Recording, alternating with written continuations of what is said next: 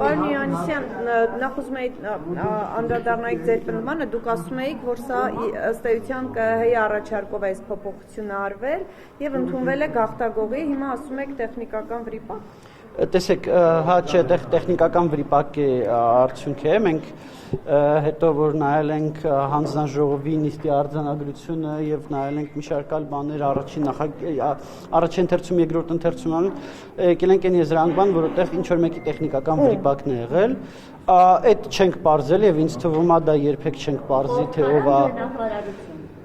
Չգիտենք, կամ արդարադատության նախարարությունից կամ խորհրդարանից, ամեն դեպքում այն որ դա ԿՀ-ի առաջարկությունը չի եղել, այդ մասով նաև անկախ դիտորդ դաշինքը արձանագրել է եւ այդ մասով մենք չենք պնդում որ ինչ վերաբերում ես ասեմ ինչ վերաբերում է այս փոփոխություններին, ասեմ որ երկու փոփոխություն է քննարկվում, մեկը վերաբերվում է քվեաթերթիկների անվավերության հետ կապված հարցին եւ դա մի հարց է, որը մենք հասարակության գործընկերներով ենք նախագծել եւ պահանջել, որ իշխանությունները ընդունեն, ինչեւ իշխանությունները ինչպես տեսնում եք անում են, ինչ վերաբերվում է դաշինքների անվանման մեջ անձնանունների, տեղանունների եւ պետությունների անվանումների արգելքի կարգավորմանը, ապա այդ կարգավորումը կար մի քանի տարի առաջ 24 թվականի փոփոխություններով, ինչպես ասացի, այդ տեխնիկական վրիպակի արդյունքում դուրս է եկել եւ հիմա հետ է բերվում։ Ես պետք է ասեմ, որ այստեղ մեր մոտեցումը հետեւյալն է, որ այդ կարգավորումը պետք է, այսինքն ինքնին այդ կարգավորումը եւ այդ արգելքը լավ արգելք է, մենք ինքներս ենք դա առաջ տարել տարիներ առաջ։ Բայց այդ արգելքը ընտրությունների բերան ընտրություններից 2 ամիս առաջ տանելը իհարկե խնդրահարույց է, այս առումով մեր մոտեցումը եւ ռեզոնանսները միջազգային ռեզոնանսները չգիտեմ, միջազգային ռեզոնանսները թող միջազգային դա ես չեմ կարծում որ տեսեք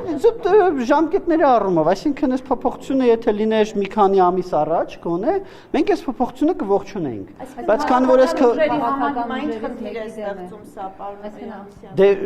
ակնհայտորեն սա ստեղծում է այն, որ որոշ քաղաքական ուժեր որոշակի բրենդինգ են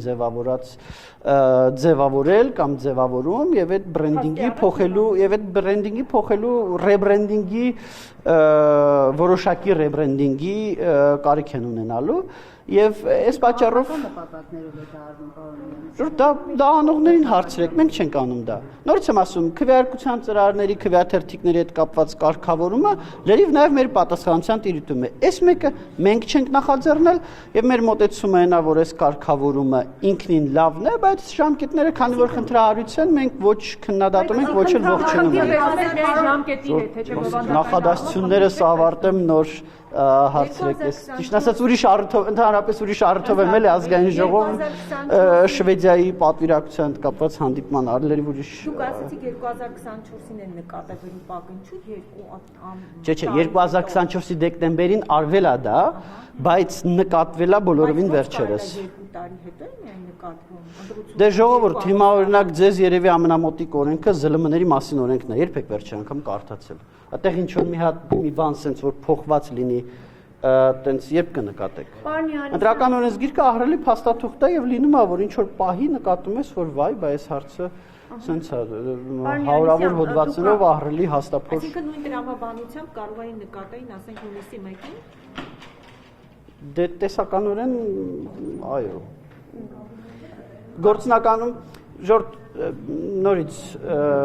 այս կարգավորումը հիմնականում նկատվեց, գոնե մեր կողմից նկատվեց այն ժամանակ, երբ որ մենք տեսանք, որ ձևավորվում են դաշինքներ, որոնք այդ թվում անձնանուններ ունեն իրենց անվանման մեջ։ Չէ, ես կարող եմ իմ մասով ասել, երբ որ ես տեսա հայտարարությունը, որ ուժեղ Հայաստան Սամվել Կարապետյանի հետ չէ, եթե ճիշտ եմ հիշում,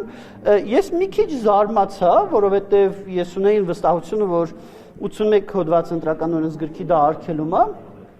եւ ես երբ որ բացեցի 81 հոդվածը տեսա, չէ, ես չեմ հուշել, ես երբ որ բացեցի 81 հոդվածը ընտրական օրենսգրքի եւ տեսա, որ այդ արգելքը չկա, ես շատ զարմացա։ Ես իմ համար այդ պահին եմ դա բացահայտել։ Ինչ վերաբերում է թե ով երբ է բացահայտել։ Ինչպես։ Անձի անունով է ներկայանում։ Անձի, այդ անձը հայտնի, այսպես անցանշտում հայտնի անձը, կուսակցություն որոշում է անձի անունով, դա ինչ է խանգարում։ տեսեք, խախտում ասելով խախտումը, եթե դա արգելված է, եթե դա արգելված չի, իհարկե խախտում չի, բայց ինչ վերաբերում է թե ինչի է դա խնդիր, որովհետև դա ապաքաղաքական է։ Շնորհակալություն։ Հիմնականում վերաբերում է 3 տեսակի մոտեցումների, մեկը դա անցողիկ շեմեր, մեկը դա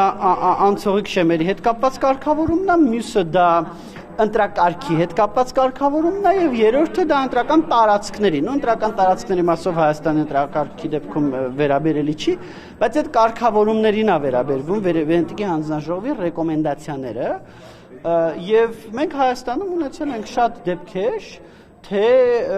հեղափոխությունից առաջ, թե հեղափոխությունից հետո, երբ որ ընտրական օրենսգիրքը փոխվել է շատ ավելի կարճ ժամկետներում։ Ընդ որում նույնիսկ մենք ունեցել ենք դեպք, երբ որ ընտրակարգ է փոխվել, ըստ էության ընտրակարգ է փոխվել ընտրություններից